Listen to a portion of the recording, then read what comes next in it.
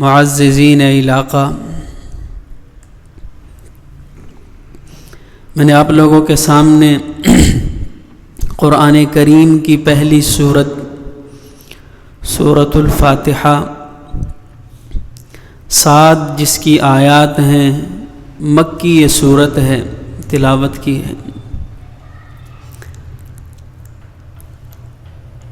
قرآن کی پہلی سورت اور ترتیب نزولی کے اعتبار سے قرآن کی 2 ترتیبیں ہیں، ایک ہے ترتیب نزولی کہ کب کون سی سورت کب اتری اور اس کی کیا ترتیب ہے، اور ایک ہے ترتیب وضعی، وہ بھی اللہ کا حکم ہے کہ رسول اللہ صلی اللہ علیہ وسلم پر وحی آتی رہی کہ اس سورت کو اس کے بعد رکھیں، اس آیت کو اس کے بعد رکھیں۔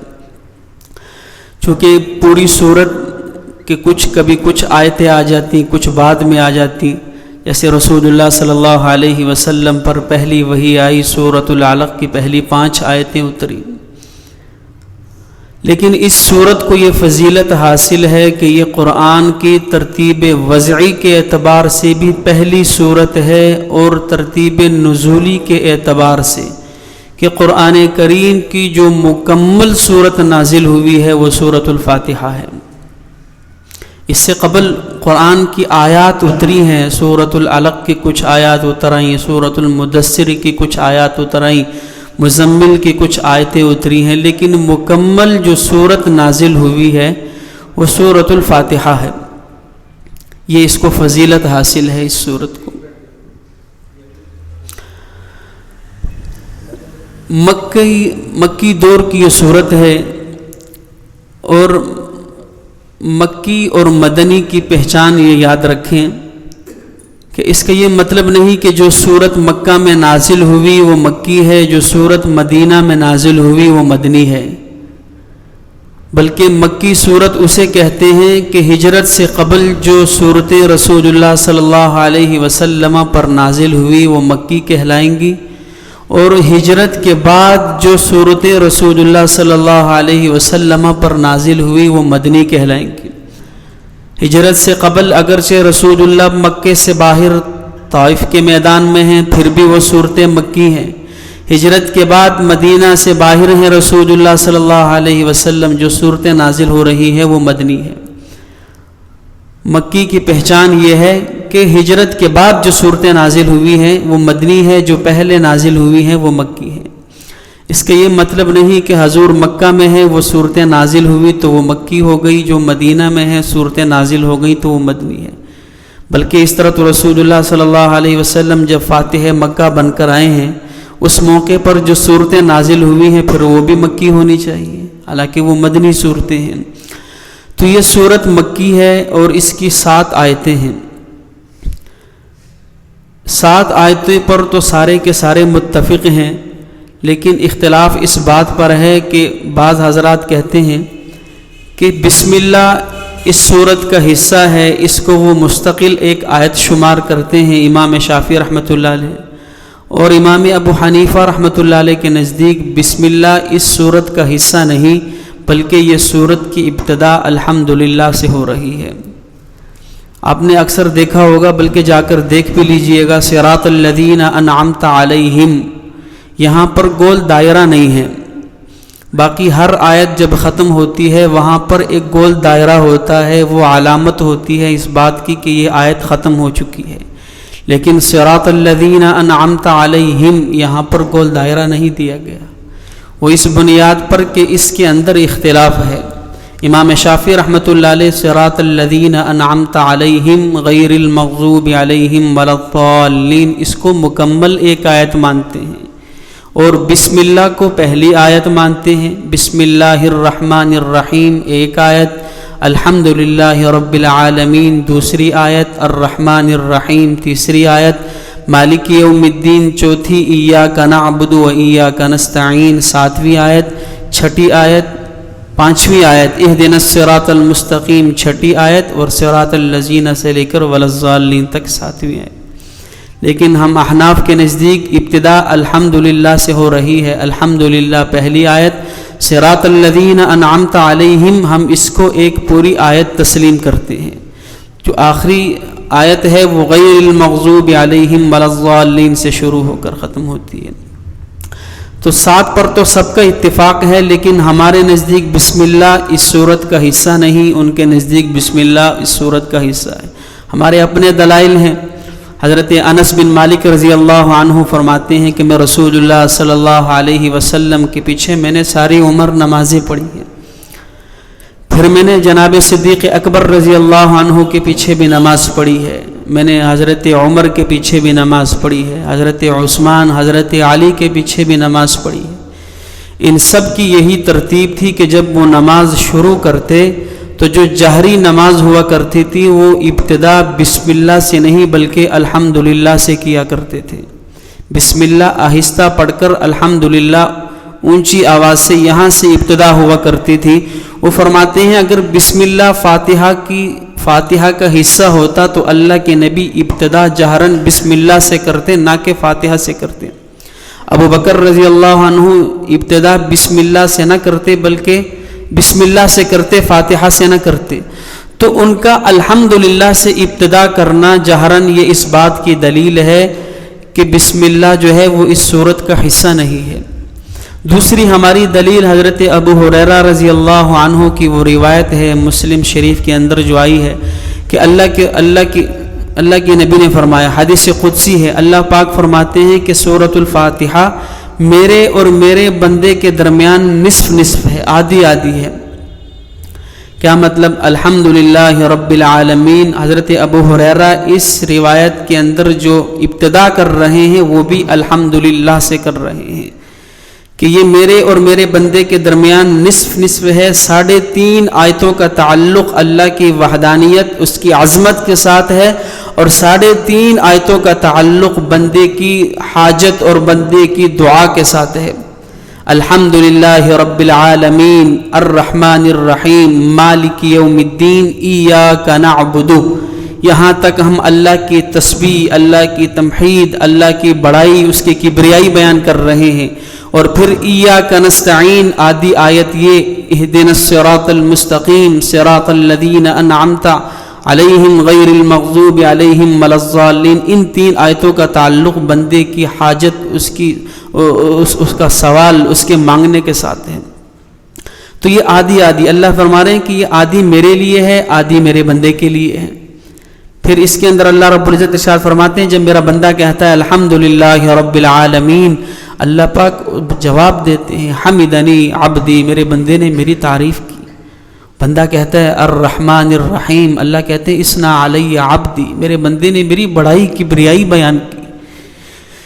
مالک یوم الدین، بندہ کہتا ہے اللہ جواب دیتے ہیں مجدنی عبدی، میرے بندے نے میری بزرگی بیان کی ہے۔ پھر جب بندہ کہتا ہے ایاک نعبد و ایاک نستعین، اللہ کہتے ہیں یہ میرے اور میرے بندے کے درمیان نصف نصف ہے کہ آدھی میں اللہ بندے کی تعریف بیان کر رہا ہے اور ایاک نستعین میں بندہ اپنی حاجات مانگ رہا ہے۔ تو علماء کہتے ہیں کہ جب ہم نماز پڑھیں تو نماز کے اندر ہمیں ہر آیت پر تھوڑی دیر رکنا چاہیے تاکہ اللہ اس کا جواب دے رہے ہیں، ایسا نہ ہو کہ اللہ جواب دے رہے ہیں اور ہم الحمد سے شروع کریں ولا الضالین پہ ختم کر دیں، کہ اللہ ہر آیت کے بدلے میں انسان کو جواب دے رہا ہوتا ہے۔ تھوڑا غور کر کے، تھوڑا سوچ کر کے اللہ اس کے بدلے میں مجھے جواب دے رہا ہے، پھر اگلی آیت پڑھے، پھر سوچے کہ اب اللہ نے جواب دے دی، پھر اگلی آیت پڑھے۔ بہرحال اس کا شان نزول یہ ہے کہ رسول اللہ صلی اللہ علیہ وسلم کے پاس جبریل امین علیہ السلام تشریف فرما تھے، تو اچانک ایک دھماکے کی سی آواز آئی۔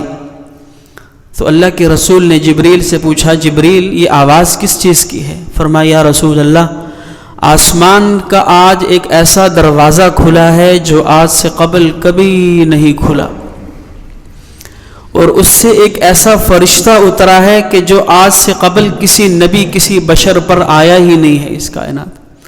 اتنے میں وہ فرشتہ پہنچ گیا، سلام پیش کیا، السلام علیکہ یا رسول اللہ، ساتھ میں بشارت دی ابشر بنورین، اللہ کے رسول مجھے اللہ نے دو نور دے کر بھیجا ہے، میں اس کی آپ کو خوشخبری دیتا ہوں۔ ایک نور سورۃ الفاتحہ ہے اور دوسرا نور سورۃ البقرہ کی آخری 2 آیتیں ہیں۔ وگرنہ قرآن کا ہر حصہ جبریل امین لے کر آئے ہیں، لیکن یہ جو صورت ہے یہ اللہ رب العزت نے انوکھے انداز کے ساتھ اس کو اتارا۔ بہرحال اس صورت کو قرآن کا خلاصہ کہا گیا ہے کہ تمام آسمانی کتابوں کا خلاصہ قرآن کریم ہے۔ قرآن کریم کا خلاصہ سورۃ الفاتحہ ہے۔ سورۃ الفاتحہ کا خلاصہ وہ ایک آیت ہے، ایاک نعبد و ایاک نستعین۔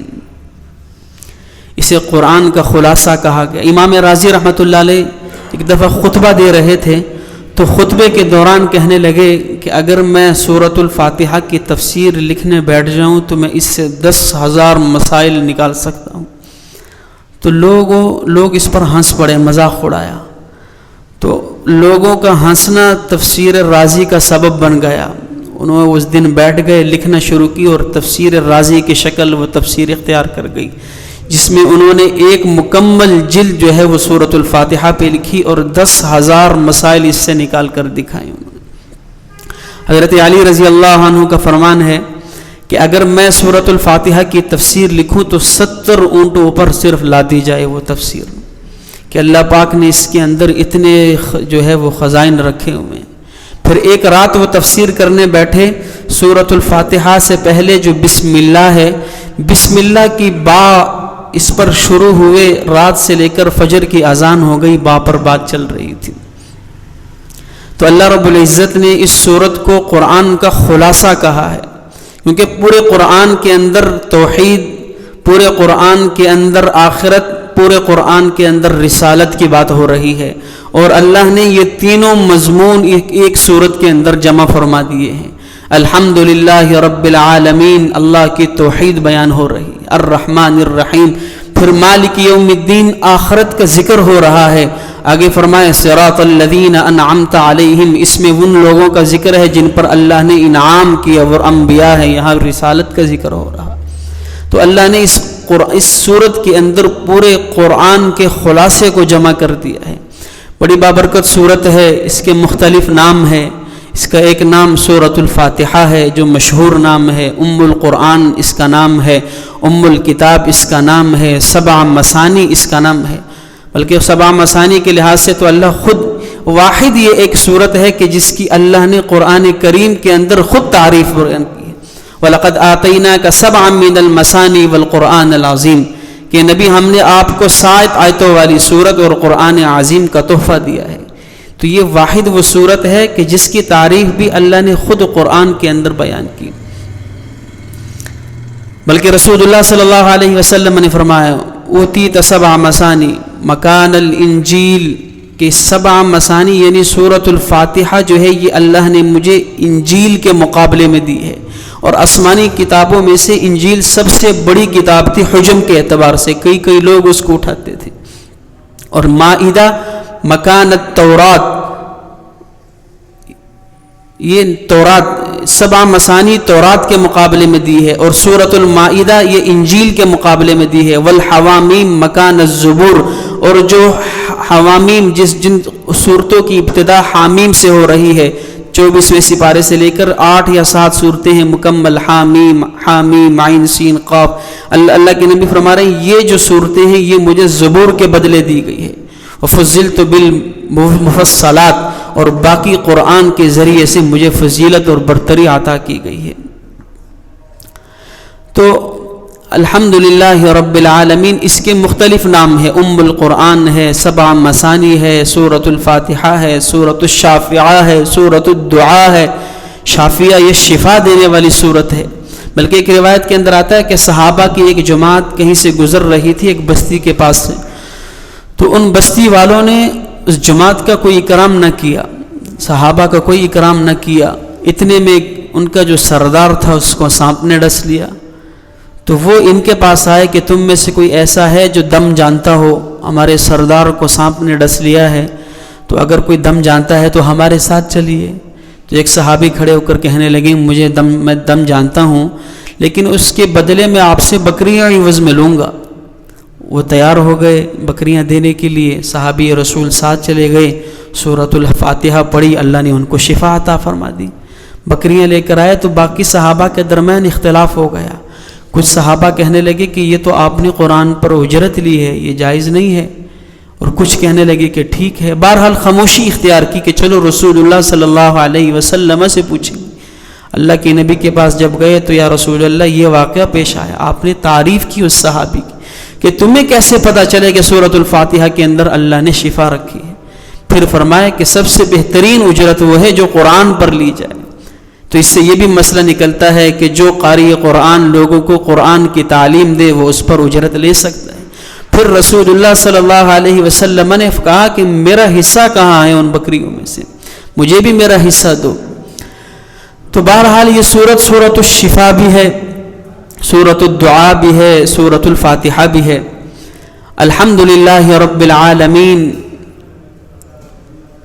اس سے قبل جو ہے وہ جب بھی قرآن پڑھا جائے فَإِذَا قَرَأْتَ الْقُرْآنَ فَاسْتَعِذْ بِاللَّهِ مِنَ الشَّيْطَانِ الرَّجِيمِ، اللہ کہہ رہے ہیں تم جب بھی قرآن کا ارادہ کرو، قرآن پڑھنے لگو تو شیطان مردود سے پناہ مانگ لیا کرو، اعوذ باللہ پڑھ لیا کرو۔ ہمیں اعوذ باللہ کی تلقین کی گئی ہے، اعوذ باللہ کا حکم دیا گیا ہے۔ دو موقعوں پر اعوذ باللہ کا پڑھنا سنت ہے، ایک جب آپ قرآن پڑھنے لگیں تب اعوذ باللہ پڑھنا سنت ہے، اور ایک جب شیطان دل کے اندر وسوسہ ڈالے، وہ کسی غلط کام کے متعلق ہو یا انسان کو غصہ آ جائے، دل کے اندر عجیب خیالات کا اظہار ہونے لگے، فوراً اعوذ باللہ پڑھنے کا حکم دیا گیا ہے قرآن کریم کے اندر۔ اس کے علاوہ اعوذ باللہ پڑھنا جائز ہے لیکن سنت نہیں ہے۔ لیکن بسم اللہ الرحمن الرحیم، ہر نیک کام کے اندر آپ بسم اللہ کا پڑھنا مسنون ہے، سنت ہے۔ آپ کھانا کھانے لگے اور بسم اللہ کا حکم دیا گیا ہے، آپ پانی پینے لگے بسم اللہ کا حکم دیا گیا ہے، آپ جو ہے وہ سونے لگے، آپ دائیں ہاتھ سے کوئی بھی کام کرنے لگے بسم اللہ کا حکم دیا گیا ہے۔ تو بسم اللہ پڑھنا ہر نیک موقع پر سنت ہے، اور اعوذ باللہ پڑھنا دو موقعوں پر سنت ہے، باقی موقعوں پر جائز ہے۔ ایک جب آپ قرآن کھول کر پڑھنے لگیں اعوذ باللہ پڑھ لیں، ایک جب دل کے اندر شیطان وسوسے ڈالے، گناہ کا خیال آئے، گناہ کا تصور آئے یا غصہ آ جائے، کوئی بات ناگوار گزرے، فوراً اعوذ باللہ پڑھ لیں، اللہ وہ خیالات دور فرما دیتے ہیں۔ الحمدللہ رب العالمین، اللہ نے ابتدا الحمدللہ اپنی تعریف سے کی ہے کہ تمام تعریفیں اس اللہ کے لیے ہے جو عالمین کا رب ہے۔ یہاں حمد ایک مفرد لفظ تھا، اللہ نے اس کے ساتھ الف لام لگا کر اس کو خاص کر دیا کہ تمام کی تمام تعریفیں دنیا کے اندر جس شکل میں، جس صورت میں، جس مقام پر جہاں کہیں تعریف ہو رہی ہے وہ در حقیقت اللہ کی ذات کی تعریف ہے۔ کسی بھی چیز کی انسان تعریف کر رہا ہے وہ در حقیقت اس کے بنانے والے خالق کی تعریف ہے۔ آپ نے دیکھا ہوگا ہم کبھی گزرتے ہیں، کوئی عمارت اچھی لگتی ہے تو ہم عمارت کی تعریف کرتے ہیں کہ یہ عمارت بڑی اچھی بنی ہے، وہ عمارت کی تعریف در حقیقت میں عمارت بنانے والے کی تعریف ہے۔ کتاب کی تعریف در حقیقت میں کتاب لکھنے والے مصنف کی تعریف ہے۔ تو کائنات کے ایک ایک ذرے کی تعریف در حقیقت میں اس کے بنانے والے خالق اللہ کی تعریف ہے۔ اللہ کہہ رہے ہیں الحمدللہ رب العالمین، تمام تعریفیں اس اللہ کے لیے ہیں جو عالمین کا رب ہے۔ اور یہاں پر حمد کا لفظ استعمال کیا، حمد تعریف کو کہتے ہیں، اور تعریف کے اندر شکر خود بخود شامل ہو جاتا ہے۔ عربی کا قاعدہ ہے کہ تعریف کے اندر شکر شامل ہوتا ہے لیکن شکر کے اندر تعریف شامل نہیں ہوتی۔ اسی لیے جب ہم کھانا کھاتے ہیں الحمدللہ کہتے ہیں تو تعریف بھی کر رہے ہیں اور اس کے اندر شکر بھی اللہ کا ادا کر رہے ہیں۔ صحت ملی الحمدللہ، شکر بھی خود بخود اس کے اندر ادا ہو گیا۔ یہاں الحمدللہ کے اندر حمد بھی ہے اور اللہ کا شکر بھی ہے، لیکن جہاں پر صرف شکر ادا کیا جائے اس کے اندر شکر تو ہوتا ہے، اس کے اندر حمد نہیں ہوتی۔ میرے ساتھ کسی نے اچھا کیا، میں اس کا شکریہ ادا کرتا ہوں، تو میں نے صرف شکریہ ادا کیا ہے، اس کے اندر اس کی تعریف نہیں کی۔ لیکن تعریف کے اندر شکر خود بخود شامل ہوتا ہے۔ تو اس لیے الحمدللہ رب العالمین، بلکہ اب تو دستور بن گیا ہے کہ شکر کے مقام پر ہم الحمدللہ کا استعمال کرتے ہیں۔ کھانا کھانے کے بعد کرتے ہیں، کھانا کھانے سے پہلے کرتے ہیں، پانی پینے کے بعد کرتے ہیں الحمدللہ رب العالمین۔ اس کے اندر اللہ کی تعریف بھی ہو رہی ہے اور اللہ کا شکر بھی ادا ہو رہا ہے۔ الحمدللہ رب العالمین، تمام تعریفیں اس اللہ کے لیے ہے، رب العالمین، جو عالمین کا رب ہے۔ اب رب کسے کہتے ہیں؟ رب اس ہستی کو کہتے ہیں کہ جو جس کو جس چیز کی جتنی مقدار میں ضرورت ہو اس کو اتنی مقدار میں مہیا کرے، اسے رب کہتے ہیں۔ کائنات کے اندر جس کو جس چیز کی ضرورت ہے، انسان ہے، خشکی میں رہنے والے جانور ہیں، جو ہے وہ سمندر میں رہنے والے جانور ہیں، اور مختلف عالم ہیں، جس کو جس چیز کی ضرورت ہے اللہ اس کو اتنا مہیا کر رہے ہیں، یہ رب کہلاتا ہے۔ پھر فرمایا عالمین، عالم نہیں بلکہ عالمین جمع کا صیغہ استعمال کیا کہ اللہ عالمین کا رب ہے۔ عالم کتنے ہیں؟ مقاتل بن حبان رحمۃ اللہ علیہ فرماتے ہیں کہ اللہ نے 80,000 عالم پیدا فرمائے ہیں، اور جس کے اندر ہم رہ رہے ہیں یہ ایک عالم ہے۔ وہب بن منبہ رحمۃ اللہ علیہ فرماتے ہیں کہ نہیں، اللہ نے 18,000 عالم پیدا فرمائے ہیں۔ لیکن کعب بن احبار رضی اللہ عنہ فرماتے ہیں کہ صحیح قول یہ ہے کہ انسان کو عالم کی تعداد کا علم ہی نہیں، وما جنود ربک الا ہو، کہ اللہ کے لشکروں کا تو تمہیں علم ہی نہیں ہے، وما یعلم جنود ربک الا ہو، تمہیں کیا خبر کہ اللہ کے لشکر کتنے ہیں؟ اللہ کے لشکروں کا کسی کو علم ہی نہیں ہے۔ تو یہ تو ایک عالم ہے جو ہم اپنی آنکھوں سے دیکھ رہے ہیں۔ اللہ کہہ رہے ہیں میں تو عالمین کا رب ہوں، اور عالمین عالم کی جمع ہے، اور عالم علامت سے ہے، اور علامت دلیل کو کہتے ہیں۔ پتہ چلا کہ کائنات کا ایک ایک ذرہ، کائنات کی ایک ایک چیز اللہ کی ذات پر، اس کی صفات پر، اس کی طاقت پر، اس کی وحدانیت پر، اس کی کبریائی پر، اس کی شہنشاہی پر دلیل ہے۔ یہ ایک ایک ذرہ جسے ہم اپنی آنکھ سے دیکھ رہے ہیں یہ گواہ ہے اس بات پر کہ کوئی قوت والا ہے وہ اللہ ہے، کوئی شہنشاہ ہے وہ اللہ ہے، کوئی خالق ہے وہ اللہ ہے، کوئی مالک ہے وہ اللہ ہے، کوئی قوت والا ہے وہ اللہ ہے، کوئی ایسی ہستی ہے جو نظام کو چلا رہی ہے وہ اللہ ہے۔ یہ کائنات کا ایک ایک ذرہ اس بات پر دلیل ہے۔ پہاڑوں کو دیکھیں وہ بھی اللہ کی وحدانیت پر دلیل ہے، سمندر کو دیکھیں وہ بھی اللہ کی وحدانیت پر دلیل ہے، ہواؤں کو دیکھیں وہ بھی اللہ کی وحدانیت پر دلیل ہے۔ ایک سخت زمین سے ایک دانہ کسان زمین کے اندر ڈالتا ہے، وہ ایک کومپل کی شکل اختیار کرتا ہے، وہ اتنی نازک ہوتی ہے کہ ایک معصوم سا بچہ بھی اس کو ہاتھوں کے اندر مسلے تو ختم ہو جائے، وہ سخت زمین کے سینے کو پاڑ کر نکلتا ہے، پھر وہ پودے کی شکل اختیار کرتا ہے، اس کے اندر مختلف دانے لگتے ہیں۔ یہ اس کا نکلنا اور مٹی بن کر دوبارہ اس کا وجود پکڑنا یہ اس بات پر دلیل ہے کہ اس کا کوئی خالق ہے جو اس نظام کو چلا رہا ہے۔ یہ درخت کی شکل کو اختیار کرنا، پھر ان پتوں سے مختلف قسم کے ان ٹہنیوں سے خشک ٹہنیاں ہیں، اللہ کتنے میٹھے میٹھے پھل نکال رہا ہے۔ اس لکڑی کے آپ 50 ٹکڑے کر کے دیکھ لیں، اس میں آپ کو پھل کا ذائقہ نہیں ملے گا، پھل کا رنگ نہیں ملے گا، پھل کا تصور نہیں ملے گا۔ جیسے ہی موسم آتا ہے خشک لکڑیوں میں سے اللہ پاک تازہ ترین پھل نکالتے ہیں، اس کے اندر مٹھاس بھرتے ہیں۔ یہ کوئی ذات ہے جو بتلا رہی ہے کہ اللہ ہے۔ یہ ساری چیزیں نشانیاں ہیں، علامت ہیں، دلیل ہیں اللہ کی کبریائی پر، اس کی وحدانیت پر، اس کی ذات پر، اس کی صفات پر، اس کی طاقت پر ایک ایک ذرہ بتلا رہا ہے۔ سمندر کی موجیں بتلا رہی ہیں کہ کوئی نظام چلانے والا ہے، آسمان کا تھمنا بتا رہا ہے کہ کوئی ہے جس نے اس کو تھامے رکھا ہوا ہے، زمین کا بچھونا بتا رہا ہے کہ کوئی ہستی ہے جس نے اس کو سنبھال کے رکھا ہوا ہے۔ اللہ ہے وہ کون ہے؟ وہ اللہ کی ذات ہے۔ اس بات کا یقین دلوں کے اندر بیٹھ جائیں۔ ایک ہوا چلتی ہے، سمندر سے پانی کو اٹھاتی ہے، اس سمندر کا جو پانی ہے اللہ کی قدرت دیکھیں کہ اللہ نے اس کو محفوظ کرنے کے لیے اس کے اندر نمکیات شامل کر دی ہے تاکہ یہ پانی گل نہ جائے، پانی سڑ نہ جائے، اس میں سے بدبو نہ آنے لگے۔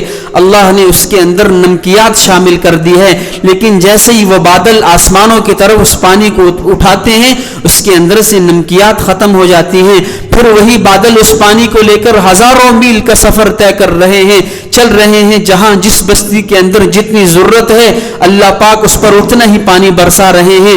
پھر ایسے مقام ہے کہ اللہ اس پانی کو پہاڑوں کی شکل میں، پہاڑوں کے اوپر برف کی شکل میں، گلیشیئر کی صورت کے اندر اللہ اس کو سٹور کر رہے ہیں، وہ پانی وہاں پر جمع ہو رہا ہے، سٹور ہو رہا ہے، پھر جب اللہ جیسے جیسے لوگوں کو ضرورت ہوتی ہے اللہ نے نظام بنایا، اس کے اوپر سورج کی کرنیں پڑتی ہیں اور وہاں سے وہ پانی بہنا شروع ہوتا ہے، دریاؤں کی شکل اختیار کر رہا ہے، ندیوں کی شکل اختیار کر رہا ہے، لوگ اس سے جو ہے وہ اپنی ضروریات پوری کر رہے ہیں، کچھ تک ایسے پہنچاتے ہیں۔ پھر اللہ نے باقی پانی کا نظام زمین کے اندر ایک ایسا جال بچھا دیا ہے کہ جہاں جس انسان کو ضرورت ہوتی ہے زمین کھودتا ہے، اللہ وہاں سے میٹھا چشمہ نکال دیتی ہے۔ یہ اللہ کی کبریائی ہے، یہ اللہ کی طاقت ہے۔ پھر اللہ نے انسان کے اندر ایسا نظام بنایا، اسی لیے تو کہا گیا کھانے سے پہلے پینے سے پہلے بسم اللہ پڑھا کرو۔ اس کے پیچھے مقصد یہ ہے جب آپ پانی پینے لگو گے اور بسم اللہ پڑھو گے، اللہ کے نام پر پیتا ہوں، تو یہ تصور آئے گا کہ یہ 2 گھونٹ جو مجھے اتنی آسانی سے مل گئے ہیں، اس کے پیچھے اللہ کی کتنی بڑی طاقت کام کر رہی ہے، کتنی بڑی بڑی طاقتیں ہیں جو اس کے پیچھے کام کر رہی ہیں۔ سمندر سے لے کر اب تک میرے پاس جو پہنچا ہے، مختلف شکلوں کے اندر، مختلف قوتوں کے اندر یہ پانی ہوتا ہوا میرے پاس صاف شکل کے اندر پہنچا۔ یہ تصور ذہن کے اندر ہو کہ اللہ نے اس کے پیچھے کتنی قوتیں لگائی ہیں، اور انسان کے صرف حلق کو اس پانی کی ضرورت نہیں ہے، بلکہ انسان کے جسم کے ایک ایک عضو کو اس پانی کی ضرورت ہے۔ اور اللہ کا نظام دیکھیں، اب کچھ لوگ عقل مند، کچھ جاہل، کچھ بڑے، کچھ بوڑھے، کچھ بچے، اگر یہ اللہ کا نظام ایسا ہوتا کہ جب انسان کو جس عضو کو پانی کی ضرورت ہوتی اور انسان اتنی مقدار میں لیتا تو کسی کو خبر ہوتی، کسی کو نہ ہوتی میرے اس عضو کو پانی کی ضرورت ہے یا نہیں ہے۔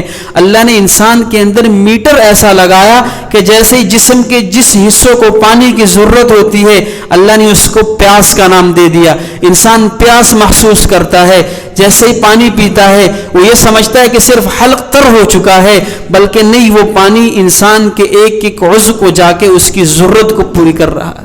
بچہ ہے اسے بھی پیاس لگتی ہے، بوڑھا ہے اسے بھی پیاس لگتی ہے۔ وہ پیاس کا لگنا در حقیقت جسم کا پانی کو طلب کرنا ہے، اس کے عضو کو طلب کرنا۔ وہ عضو پانی طلب کرتا ہے، یہاں اس کو پیاس لگتی ہے، وہ پیتا ہے، وہ ضروریات پوری کر دیتا ہے۔ جو بقیہ بچتا ہے، جو فالتو ہوتا ہے، وہ جسم سے مضر مادیات لے کر خارج ہو جاتا ہے۔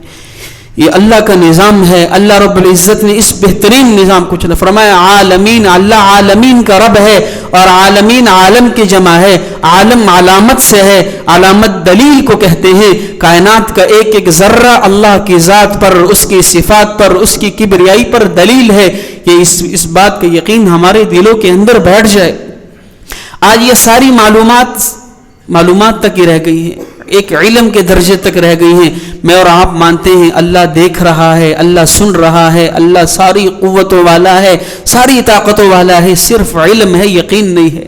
جس دن یہ علم یقین کے اندر تبدیل ہو جائے گا، اس دن پھر جب کوئی انسان گناہ کرے گا اس کو یقین ہوگا کہ میرا اللہ مجھے دیکھ رہا ہے۔ جس دن یہ علم یقین کے اندر تبدیل ہو جائے گا، اس دن جب انسان غیبت کرے گا وہ یہ سوچے گا میرا اللہ مجھے سن رہا ہے۔ جس دن یہ علم یقین کے اندر تبدیل ہو جائے گا، اس دن جب انسان غیبت سنے گا تو وہ یہ سوچے گا میرا اللہ مجھے دیکھ رہا ہے۔ گناہ کرے گا تو وہ یہ سوچے گا میرا اللہ مجھے دیکھ رہا ہے۔ لیکن آج ہمارے پاس صرف علم کی حد تک ہے، یقین کی حد تک نہیں ہے۔ تو اللہ کی تعریف اور اللہ کی کبریائی اور اس کی بڑائی کو اتنا بولے کہ اللہ کی یہ جو صفات ہیں یہ بات یقین تک آ جائے علم سے نکل کر۔ جس دن یقین تک آئے گی اس دن انسان جو ہے وہ اللہ کا ولی بن جائے گا۔ الحمدللہ رب العالمین، تمام تعریفیں اس اللہ کے لیے ہیں جو عالمین کا رب ہے۔ دوسری آیت کے اندر اللہ نے ارشاد فرمایا الرحمن الرحیم، نہایت ہی مہربان، نہایت ہی رحم کرنے والا۔ یہ دونوں اللہ کے نام ہیں، دونوں کا ایک جیسا معنی ہے، مہربان، رحم کرنے والا، لیکن دونوں کے درمیان ایک بڑا فرق ہے۔ وہ فرق یہ ہے کہ رحمان اس کے اندر رحمت، اس کے اندر عموم ہے، اور رحیم کے اندر عموم نہیں ہے بلکہ اس کے اندر کمال ہے۔ اسی لیے تو آپ کسی انسان کو جس کا نام عبد الرحمن ہو صرف رحمان کہہ کر پکارنا جائز نہیں ہے، لیکن کسی کا نام عبد الرحیم ہو آپ اس کو رحیم کہہ کر پکار سکتے ہیں، وہ جائز ہے۔ کیوں کہ دونوں کے معنی کے درمیان فرق ہے۔ اس کے اندر عموم ہے، رحمان اس ذات کو کہتے ہیں کہ جس کی رحمت پوری کائنات کے ایک ایک انسان، ایک ایک جانور، ایک ایک چیز کو عام شامل ہو۔ انسان بھی اس کی رحمت سے فائدہ اٹھا رہے ہیں، جنات بھی اس کی رحمت سے فائدہ اٹھا رہے ہیں، اور جو ہے وہ کائنات کا ایک ایک ذرہ اس کی رحمت سے فائدہ اٹھا رہا ہے، یہاں تک کہ خونخوار درندے جو دوسروں کو نوچ لیتے ہیں، کھا لیتے ہیں، وہ بھی ان کے اندر بھی جو اپنی اولاد کے لیے رحم کا مادہ اللہ نے رکھا ہے وہ بھی اسی رحمان کی برکت سے رکھا ہے۔ اس کے اندر عموم ہے، یہ کسی انسان کے لیے آپ نہیں کہہ سکتے، کیوں کہ انسان کے اندر اتنی رحمت نہیں ہے کہ اس کی وہ رحمت پوری کائنات کی ایک ایک چیز کو شامل ہو، یہ انسان کے بس کی بات نہیں ہے۔ صرف ایک ہستی ہے اور وہ اللہ ہے، اسی لیے رحمان صرف اللہ کی ذات کو کہا جا سکتا ہے، اور رحیم کہ جس کی رحمت کے اندر کمال ہو، مکمل طور پر وہ کسی کو دے، یہ انسان کر سکتا ہے، انسان کے بس کی بات ہے۔ میرے پاس جتنی محبت ہے میں ایک فرد کو دے دوں، میرے پاس جتنی محبت ہے میں 2 فردوں کو دے دوں، باقیوں کے لیے میرے پاس نہ ہو، مکمل کی مکمل محبت میں ایک کے لیے خاص کروں، اس کے اندر کمال ہے، یہ انسان کے بس میں ہے۔ لیکن رحمان کے اندر جو عموم ہے وہ انسان کے بس میں نہیں ہے، اسی لیے رحمان صرف اللہ کی ذات کے لیے خاص ہے، اور کسی انسان کو آپ رحمان ملک کہہ کر نہیں پکار سکتے۔ اس کا نام عبد الرحمن ہے، آج اس کو رحمان ملک بنا دیا گیا، تو رحیم تو کہہ سکتے ہیں لیکن رحمان نہیں کہہ سکتے، نام اس کے ساتھ عبد کا لفظ لگانا ضروری ہے۔ تو یہ ان دونوں کے درمیان خاص فرق ہے۔ الرحمن الرحیم، نہایت ہی مہربان اور نہایت ہی رحم کرنے والا۔ مالک یوم الدین، آگے ارشاد فرمائے کہ وہ اللہ جو روز جزا یعنی قیامت کے دن کا مالک ہے۔ قربان جاؤں اللہ کی ذات پر کہ اللہ نے ہمیں حوصلہ دینے کے لیے یہاں پر مالک کا لفظ استعمال کیا، قاضی نہیں کہا۔ قیامت کے دن تو اللہ رب العزت جو ہے وہ فیصلے فرمائیں گے نا، تو فیصلے کرنے والوں کو تو قاضی کہتے ہیں، جج کہتے ہیں، لیکن اللہ نے کہا میں قیامت کے دن بھی مالک بن کر آؤں گا، کیونکہ قاضی قانون کا پابند ہوتا ہے، جج قانون کا پابند ہوتا ہے، جس کو جو سزا دی گئی ہے، جس نے جو جرم کیا ہے اس کو اتنی سزا دی جائے، یہ جج کا کام ہوتا ہے، معافی دینا جج کا کام نہیں ہوتا۔ جیسے آپ نے دیکھا ہوگا ایک آدمی کو جو ہے وہ قتل کی سزا ہو جائے سیشن کورٹ کے اندر، وہاں سے سزا جاری کر دی گئی، وہ اپلائی کرتے ہیں ہائی کورٹ کے اندر، وہاں اس وکیل کا سہارا لے کر جج اس کو وہی سزا سنا دیتا ہے، تو وہ اپلائی جا کر کرتے ہیں سپریم کورٹ کے اندر، تو وہ بھی جب وہی سزا سنا دیتا ہے تو ان کے پاس عدالتوں کا اختیار ختم ہو جاتا ہے، وکیل پیچھے رہ جاتا ہے، پھر وہ ڈھونڈتے ہیں سفارش لے کر جا کر صدر مملکت کے پاس پہنچتے ہیں کہ جی ایک عدالت، دوسری عدالت، تینوں عدالت نے ہمیں جو ہے وہ پھانسی کی سزا دے دی ہے، آپ جو ہے وہ ہمارے ساتھ رحم و کرم والا معاملہ فرمائیں۔ تو اللہ پاک کہہ رہے ہیں کہ قیامت کے دن میں رب قاضی اور جج بن کر نہیں آؤں گا، بلکہ میں اس دن بھی مالک بن کر آؤں گا۔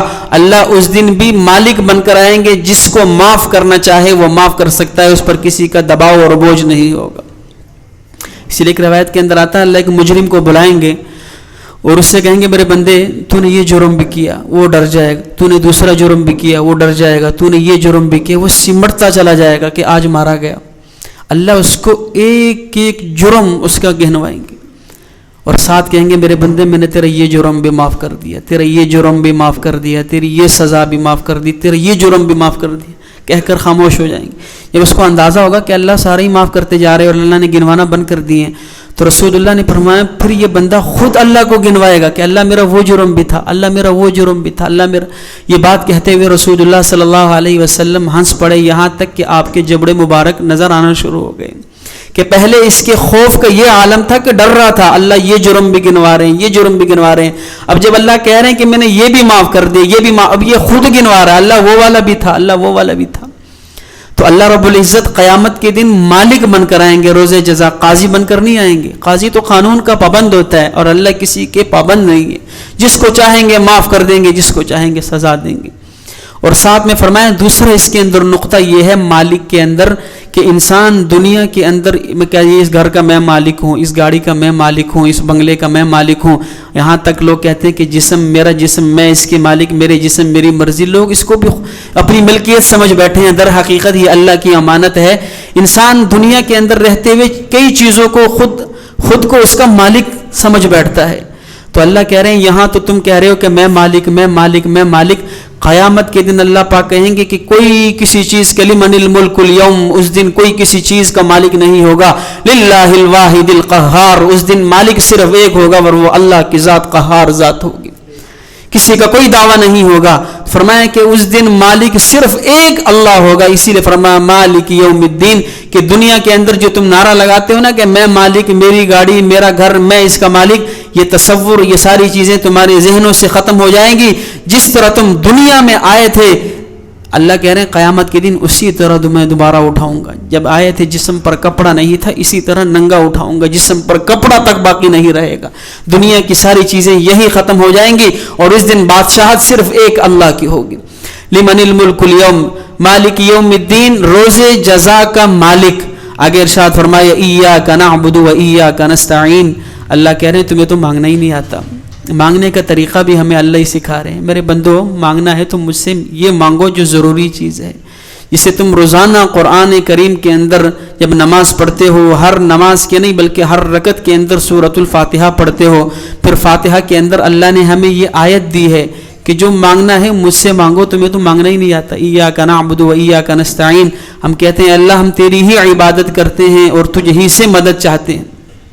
یہاں اللہ رب العزت نے مفعول کو فعل سے پہلے ذکر کر دیا، ایاک نعبد، حالانکہ ایا مفعول ہے، اس کو نعبد کے بعد آنا چاہیے تھا، لیکن اس کو نعبد سے پہلے ذکر کر دیا۔ کیوں؟ حصر پیدا کرنے کے لیے، تاکید اور پختگی پیدا کرنے کے لیے۔ اگر یہ ہوتا نعبد ایاک تو ترجمہ ہونا تھا اللہ تیری عبادت کرتے ہیں، تو اللہ نے اس کو مقدم کر دیا، اے اللہ تیری ہی عبادت کرتے ہیں۔ کیا مطلب کہ بی کا تصور نہ رہے، ایک ہے اے اللہ تیری بھی عبادت کرتے ہیں، یہ شرک کے زمرے میں آ جاتا ہے۔ جس طرح کہیں عورت شوہر کو کہے نا کہ میں تجھ سے بھی پیار کرتی ہوں، تو شوہر کو اس محبت پہ بھروسہ نہیں ہوتا کہ مجھ سے بھی پیار کرتی ہے، کیا مطلب؟ اگر وہ کہے کہ میں تجھ ہی سے پیار کرتی ہوں تو یہ کامل محبت مانی جاتی ہے۔ اللہ کہتے ہیں یہ بی کا لفظ شرک کی بدبو آ رہی ہے کہ اللہ تیری بھی عبادت کرتے ہیں، کسی اور کی بھی کرتے ہیں۔ اللہ نے اس نظریے کو ختم کیا ہے کہ کہو ایاک نعبد، صرف تیری ہی عبادت کرتے ہیں، و ایاک نستعین، صرف تجھ ہی سے مدد مانگتے ہیں، اس کے علاوہ بی کا تصور نہیں ہے۔ تو اللہ نے تاکید پیدا کرنے کے لیے حصر کا استعمال کیا، مفعول کو فعل سے مقدم کر دیا۔ ہم دعا مانگتے ہیں، یہ کہہ رہے ہوتے ہیں ایاک نعبد، اے اللہ ہم تیری ہی عبادت کرتے ہیں، و ایاک نستعین، اور اے اللہ تجھ ہی سے مدد مانگتے ہیں۔ اور یہاں پر ایک اور سوال کہ یہاں پر لفظ نعبد استعمال ہوا ہے، حالانکہ نماز چلو اگر ہم جماعت سے پڑھ رہے ہیں پھر تو یہ بات سمجھ میں آتی ہے کہ مشترکہ نماز پڑھ رہے ہیں، تو یہاں نعبد کا تصور بنتا ہے کہ نعبد، اے اللہ ہم سب تیری عبادت کرتے ہیں۔ لیکن جب بندہ اکیلے نماز پڑھ رہا ہو تو پھر نعبد کی جگہ اعبد ہونا چاہیے تھا کہ اے اللہ میں تیری عبادت کرتا ہوں، تو اکیلے کے لیے بھی نعبد کا لفظ استعمال کیا۔ کیوں؟ علماء لکھتے ہیں کہ انسان جب اکیلے عبادت کر رہا ہے تب بھی نعبد کا ذکر اس لیے کیا کہ دنیا کے اندر کوئی ایسا سیکنڈ نہیں ہے کہ اس موقع پر کہ صرف واحد یہ انسان عبادت کر رہا ہو، بلکہ پوری دنیا کے اندر اس موقع پر مختلف مقامات پر مختلف شکلوں کے اندر انسان، جنات، فرشتے عبادت کر رہے ہوتے ہیں۔ تو یہ انسان جب کہتا ہے نا کہ اے اللہ ہم تیری، تو اپنی عبادت کو ان نیک لوگوں کی عبادت کے ساتھ شامل کر کے، فرشتوں کی عبادت کے ساتھ شامل کر کے کہہ رہا ہوتا ہے اللہ وہ جو نیک لوگ اس وقت عبادت کر رہے ہیں، میں اپنی عبادت کو ان کی عبادت کے ساتھ جوڑ رہا ہوں تاکہ میری عبادت ان کی وجہ سے قبول ہو جائے، اس لیے کہہ رہا ہوتا ہے اے اللہ ہم تیری ہی عبادت کر رہے ہیں، وَإِيَّاكَ نَسْتَعِينُ، اور ہم تجھ ہی سے مدد مانگ رہے ہیں۔ اهْدِنَا الصِّرَاطَ الْمُسْتَقِيمَ، اللہ نے آگے ہمیں کہا کہ مجھ سے مانگنا چاہتے ہو تو مانگو، کیا مانگو؟ مانگنے کا طریقہ بھی بتا دیا اور مانگنے کی چیز بھی بتا دی۔ اهْدِنَا الصِّرَاطَ الْمُسْتَقِيمَ، اے اللہ مجھے سیدھا راستے پر چلا، مجھے سیدھے راستے پر چلا۔ ہدایت کی دعا مانگی گئی ہے، ہدایت کا بتلایا گیا ہے، تو سب سے دنیا کے اندر جو قیمتی چیز تھی وہ ہدایت ہے، اور اللہ نے ہمیں کہا ہے کہ تم نے مجھ سے مانگنا ہو تو ہدایت مانگو۔ اہدنا الصراط المستقیم، اے اللہ مجھے ہدایت نصیب فرما، مجھے سیدھے راستے پہ چلا۔ آگے فرمایا صراط الذین انعمت علیہم غیر المغضوب علیہم ولا الضالین، سیدھا راستہ کون سا ہے؟ اللہ قرآن کے اندر خود اس کی وضاحت کر رہے ہیں۔ انعمت علیہم، سیدھا راستہ تو وہ راستہ ہے جس پر اللہ نے، ان لوگوں کا راستہ ہے جن پر اللہ نے انعام کیا ہے۔ صراط الذین سیدھا راستہ ان لوگوں کا راستہ ہے انعمت علیہم جن پر اللہ نے انعام کیا ہے. اور اللہ نے انعام کن پر کیا؟ قرآن کی دوسری جگہ اللہ ارشاد فرماتے ہیں اولئک الذین انعم اللہ علیہم من النبیین والصدیقین والشہداء والصالحین. یہ چار طبقے ایسے ہیں جن پر اللہ نے انعام کیا ہوا ہے. جو انبیاء کے راستے پہ چل رہا ہے وہ سیدھا راستہ ہے. جو نبی کو نہیں مانتا وہ سیدھے راستے سے ہٹ چکا ہے. جو صحابہ کے طریقے پہ چل رہا ہے وہ سیدھا راستہ ہے. جو کسی صحابی کو نہیں مانتا وہ اس راستے سے کٹ چکا ہے. فرمایا شہداء کے راستے پہ چل رہا ہے وہ سیدھا راستہ ہے. جو شہید کو نہیں مانتا وہ اس راستے سے ہٹ چکا ہے. جو صلحاء اولیاء کے راستے پہ چل رہا ہے وہ سیدھا راستہ ہے. جو ان کو نہیں مانتا وہ سیدھے راستے سے ہٹ چکا ہے. اللہ کہہ رہے ہیں چار طبقے ان کی دعا مانگو کہ اللہ مجھے ان کے راستے پہ چلنے کی توفیق نصیب فرما. غیر المغضوب علیہم ولا الضالین. اور اللہ ان کے راستے سے مجھے بچا جن پر تیرا غضب نازل ہوا ہے. ولا الضالین جو گمراہ ہوئے ہیں جن سے تو ناراض ہوا ہے. اللہ کن سے ناراض ہوا ہے؟ اللہ کا غضب کن پر اترا ہے؟ یہودیوں پر اللہ کا غضب اترا ہے. عیسائیوں سے اللہ ناراض ہوا ہے. تو فاتحہ کے اندر خلاصہ یہ نکلا کہ ہم دعا یہ کرتے ہیں. پہلے تو اللہ کی حمد و ثنا بیان کی, پھر اس کے بعد اللہ نے کہا میرے بندے مجھ سے مانگ. مانگنے کا طریقہ بھی رب بتا رہا ہے. اللہ کیا مانگوں؟ فرمایا مجھ سے ہدایت مانگ. ہدایت کون سی مانگوں؟ صراط الذین انعمت علیہم اہدنا الصراط المستقیم. ہدایت کا راستہ دیا گیا. پھر فرمایا کہ ہدایت کے اندر بھی ایسا مانگ کہ اللہ ان لوگوں کے راستے پر مجھے چلا جن پر تیرا انعام ہوا ہے, اور اللہ ان لوگوں کے راستے سے مجھے بچا جن پر تیرا غضب نازل ہوا. دعا ہم یہ کرتے ہیں کہ اللہ مجھے صحابہ کے راستے پہ چلا, انبیاء کے راستے پہ چلا, صدیقین صلحاء کے راستے پہ چلا. اور دعا یہ کر رہے ہوتے ہیں کہ اللہ مجھے یہود و نصارہ کے راستے سے بچا. یہ دعا کرتے ہیں کہ نہیں کرتے؟ ہر نماز میں کرتے ہیں, ہر رکعت کے اندر کرتے ہیں. میرا سوال یہ ہے کہ کرتے کرتے 20 سال گزر گئے ہیں, 30 سال گزر گئے ہیں, 40 سال گزر گئے ہیں, زندگی کے اندر فرق کیوں نہیں آ رہا؟ زندگی رسول اللہ کے طریقے پہ دعا تو کر رہے ہیں, اے اللہ نبی کے راستے پہ چلا. نبی والے راستے پہ چل کیوں نہیں رہے؟ نبی والے کام ہم کم کر کیوں نہیں رہے؟ دعا کر رہے ہیں کہ اللہ صلحاء کے راستے پہ چلا, صالحین کا طریقہ تو نہیں اختیار کر رہے, کیوں قبول نہیں ہو رہی؟ 25 سال گزر گئے ہیں روزانہ اللہ سے مانگتے مانگتے دعا قبول نہیں ہو رہی. 26 سال گزر گئے ہیں, 40 سال گزر گئے ہیں, جیسے زندگی کی ابتدا کی تھی وہی حلیہ ہے, ابھی تک دعا مانگ رہے ہیں. ہر نماز کے اندر آ کر اللہ کے سامنے کھڑے ہو جاتے ہیں, اے اللہ مجھے نبی والے راستے پہ چلا, اے اللہ مجھے شہیدوں کے راستے پہ چلا, اے اللہ صحابہ کے راستے پہ چلا. اوپر سے نیچے دیکھتے ہیں جو ہے وہ انبیاء کے راستے سے ہٹے ہوئے ہیں. راستہ وہی اختیار کیے ہوئے جو یہودیوں کا ہے, جو نصارہ کا ہے. جب تک ہم جن سے پناہ مانگ رہے ہیں اس دعا کے اندر کہ اللہ مجھے یہود و نصارہ کے راستے سے بچا, جب تک ہم ان کے حلیے کو, ان کے طرز کو, ان کے طریقے کو, ان کے معاشرے کو چھوڑیں گے نہیں, ہماری دعا ہمارے حق میں قبول نہیں ہو سکتی.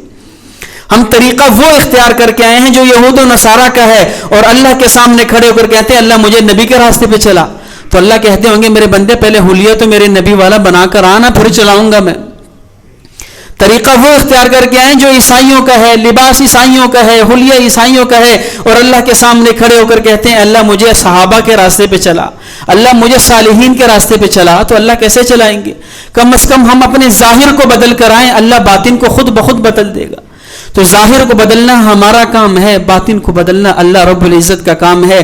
تو یہ الحمدللہ کا خلاصہ تھا. الحمدللہ رب العالمین الرحمن الرحیم مالک یوم الدین. یہاں تک اللہ نے کتنے احسن طریقے سے اپنی تعریف بیان کی کہ جب انسان نماز شروع کرتا ہے اور پہلے اللہ کی تمحید بیان کرتا ہے, الحمدللہ رب العالمین, اللہ ساری تعریفیں تیرے لیے ہیں, تو عالمین کا رب ہے.